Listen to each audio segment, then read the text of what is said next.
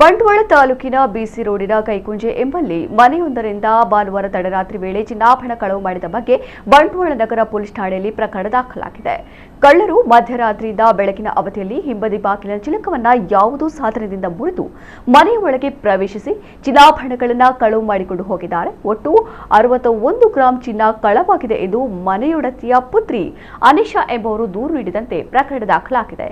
ಕಳವು ಘಟನೆ ಬೆಳಗ್ಗೆ ಗೊತ್ತಾಗಿದೆ. ಚಿನ್ನಾಭರಣಗಳಿಗಾಗಿ ಮನೆಯೆಲ್ಲ ಹುಡುಕಾಡಿದ ಬಳಿಕ ಕಳವಾಗಿರಬಹುದು ಎಂಬ ಶಂಕೆಯಿಂದ ಪೊಲೀಸರಿಗೆ ದೂರನ್ನು ನೀಡಲಾಗಿದೆ.